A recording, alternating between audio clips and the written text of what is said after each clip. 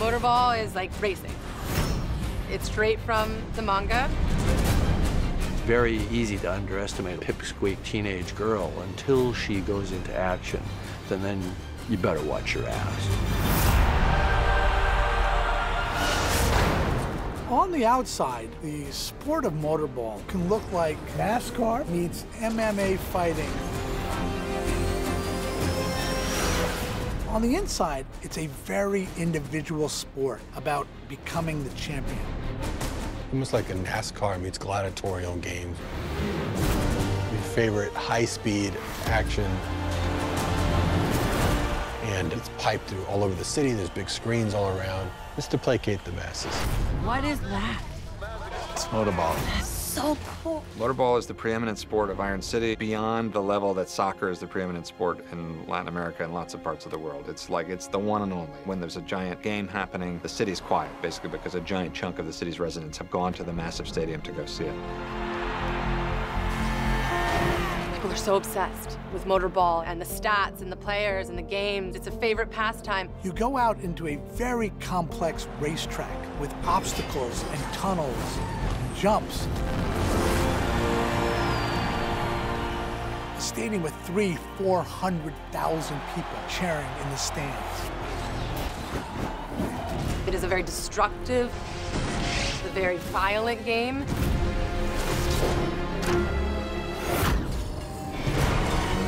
There is a ball shot out at the start of a race. Competitors battle each other for control of the ball. It's a game of possession. And throughout the track, there's different gates.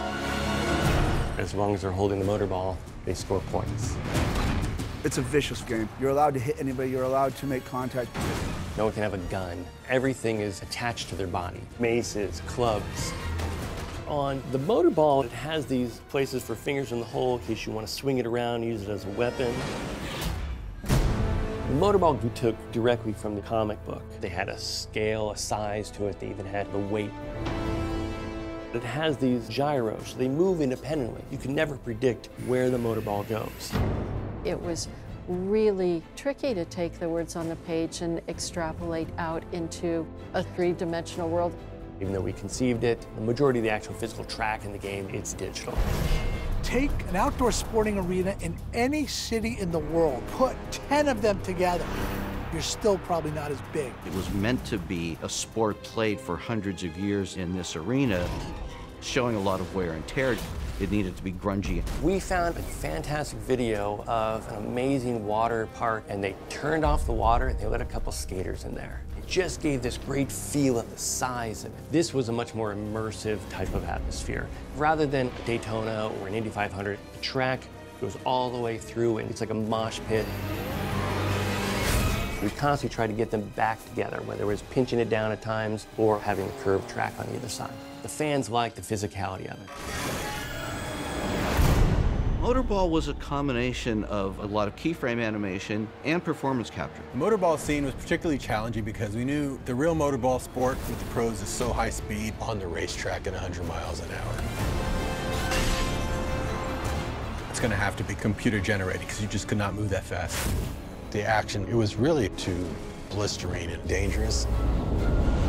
We keyframe stunts to be bigger and broader than is physically possible in the real world.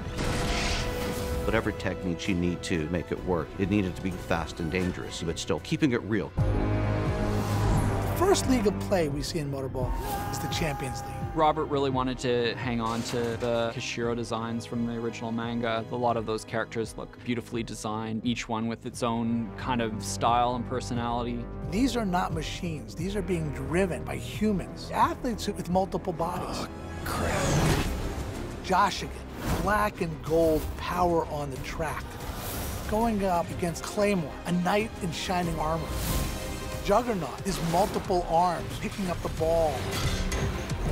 Adjicut, race car Green, speeding around the track. Scaramasicus, with his big blades, like this giant snowplow. Kanuba, able to shoot out Grind Cutter that shreds anything they hit. Crimson Wind weaves with such dexterity, competing against people who are 4 or 5 times her size. And Alita It's not the size of the man in the fight, it's the size of the fight in the man. In this case, the woman.